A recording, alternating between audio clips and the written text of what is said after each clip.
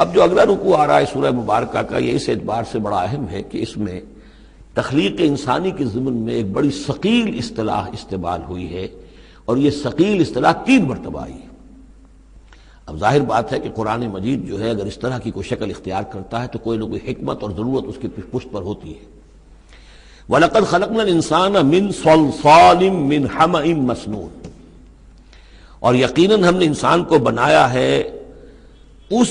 مٹی سے جو سنی ہوئی تھی گارے کی اور پھر سوکھ کر کھنکنے لگی۔ حمأ مسنون، سنا ہوا گارا جس میں سے بدبو بھی اٹھ رہی ہو۔ دیکھیے یہ جو انسان کے مادہ تخلیق کے ضمن میں قرآن میں الفاظ آئے ہیں اب ان کو گنتے جائیے۔ نمبر 1 تراب، مٹی سے بنایا انسان کو، مٹی میں پانی مل گیا گارا بن گیا تو اس کو کہتے ہیں تین، من تین، خلقتنی من نار وخلقتہ من تین، یہ سورہ اعراف میں ہم پڑھائے ہیں۔ ابلیس نے کہا تھا کہ مجھے تو نے بنایا آگ سے اور اس کو بنایا آدم کو گارے سے، اور اب چاہتا اور مجھے حکم دے رہا ہے کہ میں اس کے سامنے جھکوں، میں تو اس کے سامنے نہیں جھک سکتا۔ تین کے بعد آیا تین لازب، گارا پڑا رہے تو وہ جب اس کے اندر پھر کچھ چپچپاہٹ پیدا ہو جاتی ہے، اور یہ پرانے زمانے میں ہوتا تھا، اب تو میں سمجھتا ہوں کہ جدید نسل کو تو ان چیزوں کا علم ہی نہیں ہے۔ کچے گھر بنتے تھے تو انہیں لیپتے تھے، پوتتے تھے، گارا بناتے تھے، تغاری ہوتی تھی، پھر مٹی کے اندر تھوڑی سی توڑی ڈال دیتے تھے۔ کوئی آرگینک میٹر ڈالیں گے تو فرمنٹیشن ہوگی، فرمنٹیشن ہوگی تو لیس سا اٹھے گا،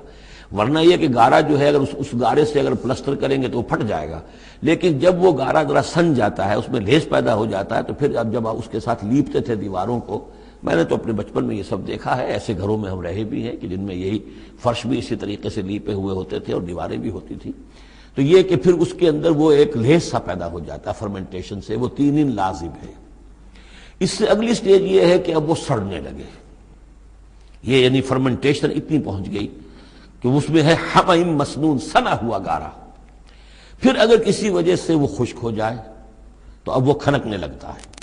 جیسے کہ کبھی آپ نے دیکھا ہوگا ساحل کے قریب یا کسی دلدلی علاقے میں پپڑی اوپر آ جاتی ہے، جس زمین کے اوپر جو ہے پپڑی سی ہوتی ہے اس پر آپ چلتے ہیں تو وہ کر کر ٹوٹتی ہے، کھنکنے والی مٹی بن جاتی ہے، وہ سنا ہوا گارا خشک ہو کر کھنکنے لگتا ہے۔ یہ سٹیجز ہیں ان مادہ تخلیق کی کہ جو آدم یا انسان کی تخلیق کے ضمن میں قرآن میں آئے۔ حالانکہ ایک لفظ بھی کفایت کر سکتا تھا، مٹی سے بنایا، تین سے بنایا، گارے سے بنایا، پھر تین لازم سے بنایا، پھر حمأ مسنون سے بنایا، من صلصال کالفخار سے بنایا، اور صلصال من حمأ مسنون، پھر صلصال کالفخار آخری سٹیج ہے، وہ ایسے بجنے لگا جیسے کہ اب یہ جو ہے وہ آئے گا سورہ رحمان میں۔ تو اس سے یقیناً کورابوریشن ہو رہی ہے کہ جو بھی ایوولوشن کا جو بھی نظریہ آیا ہے، اب اس میں اس کو بھول جائیے کہ اللہ تعالیٰ نے اسپیشل کریشن انسان کی اور باقی حیوانات ہو سکتا ہے اس ایوولوشن کے ذریعے سے پیدا کیے ہوں۔ اس وقت بحث جو ہے کریشن آف مین کے بارے میں نہیں کر رہا ہوں، لیکن یہ کہ سائنس نے بھی ایک تو یہ بات بتائی کہ یہ ساری حیات حیواناتی جو بھی زمین پر ہے یہ مٹی سے بنی ہے، گویا کہ متفق گردید رائے بو علی بارائے من، قرآن اور سائنس متفق ہو گئے۔ پھر یہ کہ اس میں مٹی کے اندر گارے کی شکل بنی، پانی ملا، مبدأ حیات پانی ہے، قرآن بھی کہہ رہا ہے۔ پھر یہ کہ وہ ساحلی علاقوں پر دلدل بنی اور دلدل کے اندر پھر وہ فرمنٹیشن وہاں ہوئی، اور اسی میں پھر جب وہ دراڑیں سی پڑ جاتی ہیں سمندر کے قریب دلدلی علاقے میں، تو وہاں سے ان کا کہنا ہے کہ حیات کا آغاز ہوا، الجی یا امیبا، حیواناتی حیات، اور یا یہ کہ نباتاتی حیات کا۔ تو یہ چیزیں جو ہیں یہ سٹیجز تقریباً اسی کے ساتھ، یہ تمام الفاظ جو ہیں قرآن کے جو استعمال کر رہا ہے ان کے ساتھ کسی حد تک اس کا ایک ربط اور تعلق قائم ہوتا ہے۔ اور ہم نے بنایا انسان کو اس مٹی سے جو سڑنے کے بعد، اس گارے سے کہ جو سڑنے کے بعد سنا ہوا گارا پھر وہ کھنکنے لگا تھا سوکھ کر۔ والجان خلقناہ من قبل، اور جنات کو ہم نے پیدا کیا تھا پہلے، من نار السموم، لو کی آگ سے۔ اب یہ سموم سے مراد کیا ہے؟ بعد سموم آپ نے سنا ہوگا، وہ تیز لو جو آیا کرتی تھی، صحراؤں میں آتی ہے، آگ جھلک دینے والی گرم ہوا۔ تو اصل میں ایک ہوتا ہے جیسے کہ یہ بھی ہم نے فزکس میں پڑھا تھا، جن لوگوں نے تھوڑی بہت فزکس پڑھی ہوگی ایف ایس سی میں، کہ یہ جو شعلہ ہوتا ہے فلیم کا ایک حصہ وہ ہوتا ہے جو نظر آتا ہے، لیومینس، وہ نظر آتا ہے، اس کے اندر حرارت کم ہوتی ہے، اور ایک انویزیبل جو ہوتا ہے اس کے گرد حالہ جو نظر نہیں آتا، اس میں ہوتی ہے تیزی شدید جو ہوتی ہے، سب سے زیادہ ٹیمپریچر جو ہوتا ہے وہ اس میں ہوتا ہے کہ جو اس کا حصہ نظر نہیں آتا۔ اس حصے سے، آگ کی اس لو سے، اس لو کی لپٹ سے یا لو کی لپٹ سے جو بھی اسے کہیں، اس سے ہم نے جنات کو پیدا کیا۔ لیکن یہ سمجھ لیجئے کہ اس سے جنات پیدا کیے گئے لیکن وہ آگ نہیں ہے۔ ہم مٹی سے پیدا کیے گئے لیکن مٹی نہیں ہے۔ اب ایک یہ کہ قلب ماہیت ہو چکی ہے،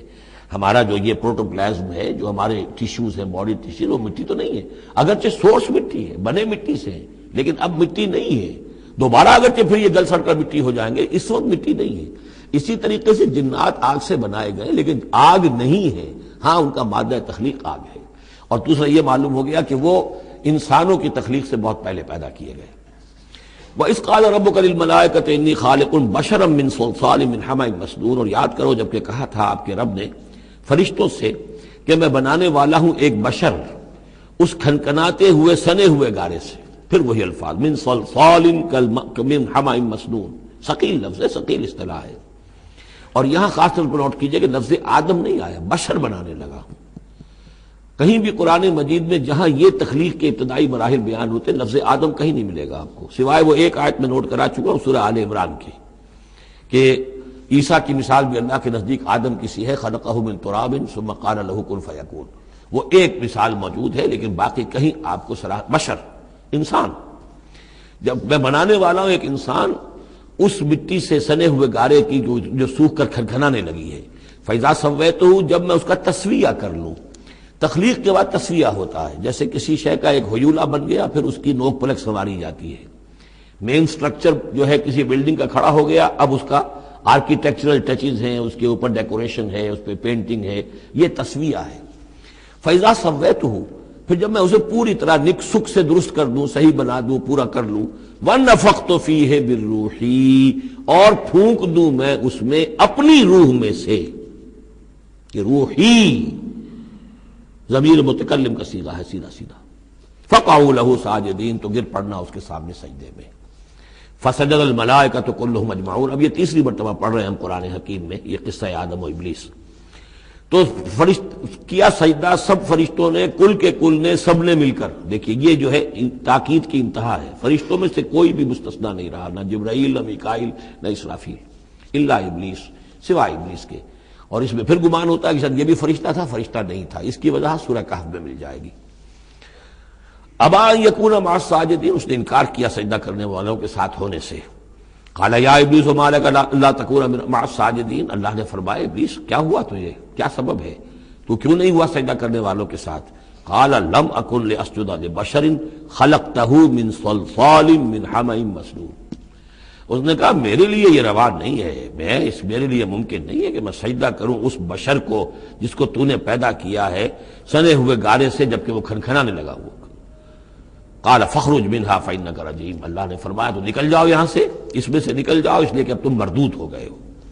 وان علیک اللعنۃ الی یوم الدین، اور اب تم پر لعنت رہے گی یوم الدین تک، جزا و سزا کے دن تک، یوم بعث بعد الموت تک۔ قال رب فانظرنی الی یوم یبعثون، تو اس نے درخواست کی کہ پروردگار پھر مجھے ذرا مہلت دے دے، ڈھیل دے دے اس دن تک کے لیے جس دن کے یہ دوبارہ اٹھائے جائیں گے۔ قال فانک من المنظرین، اللہ تعالیٰ نے اسی شان بے نیازی کے ساتھ فرمایا اچھا جاؤ ٹھیک ہے، تمہیں ڈھیل دے دی گئی، تمہیں یہ رخصت مل گئی، تمہیں یہ چھوٹ مل گئی، مہلت مل گئی۔ الی یوم الوقت المعلوم، اس وقت معین کے دن تک، یعنی یہ کہ اس وقت تک تم زندہ رہو گے۔ وہ ابلیس جو ہے جن، ویسے جنوں کی زندگیاں شاید انسانوں سے زیادہ ہوتی ہوں، میں نہیں جانتا کتنی ہوتی ہیں، لیکن یہ کہ کوئی اور جن نہیں ہے کہ جو اس وقت سے آج تک زندہ ہو سوائے اس ایک جن کے جس کا نام عزازیل تھا، اور یہ جن جو ہے وہ ابھی تک زندہ ہے اپنی اسی ذات کے ساتھ، باقی اس کی اولاد، اس کی اور نسل جو ہے، اس کی ذریت ہے، وہ اپنی جگہ ہے۔ قال رب بما اغویتنی، اب اس نے کہا پروردگار جو تو نے مجھے گمراہ کیا، اب نوٹ کیجئے وہ گمراہی کو اللہ کی طرف منسوب کر رہا ہے۔ بما اغویتنی، تو نے جو مجھے گمراہ کیا ہے، لأزینن لہم فی الارض ولأغوینہم اجمعین، تو میں اب ان کو یعنی آدم کی اولاد، آدم اور حوا کی اولاد کو میں زمین میں ان کو خوب مزین کر دوں گا، زمین ان کے لیے یہ اسی میں خوب گم ہو جائیں گے، زمین اور اس کی چمک دمک اور اس کی رونقیں اور زیبائشیں آرائشیں ان کی نگاہوں میں کھب جائیں گی۔ وَلَأُغْوِيَنَّهُمْ أَجْمَعِينَ، تجھے بھول جائیں گے، وہ لگ جائیں گے انہی چیزوں کے اندر، اور میں ان سب کو گمراہ کر کے چھوڑوں گا۔ لَأُغْوِيَنَّهُمْ أَجْمَعِينَ، سب کو الا عبادک منہم المخلصین، سوائے ان میں سے ان کے کہ جن کو تو اپنا خاص بندہ بنا لے، تو اپنا خاص بندہ بنا لے، مخلص کر لے، یہاں پہ وہی نوٹ کیجئے مخلص ہے، مخلصین، جن کو تو خالص کر لے اپنے لیے، ظاہر بات ہے کہ اس پر تو میرا زور نہیں چلے گا، باقی یہ کہ میں کسی کو چھوڑوں گا نہیں۔ قال ھذا صراط علی مستقیم، اللہ تعالیٰ نے فرمایا ٹھیک ہے یہ راستہ ہے میری طرف سیدھا، یعنی یہ میرے اور تمہارے درمیان معاملہ طے ہو گیا، میں نے تمہیں چھوٹ دی، تم اپنا زور لگا لو، جس طرح بھی چاہو بہکا لو، باقی یہ کہ ان عبادی لیس لک علیہم سلطان، میرے بندوں پر تجھے اختیار کوئی نہیں ہوگا، یعنی اختیار کسی بھی انسان پر نہیں ہے، یہ نہیں کہ جس کو اللہ نے مخلص کر لیا ہو اس پر اختیار نہیں، اختیار اسے کسی بھی انسان پر نہیں ہے۔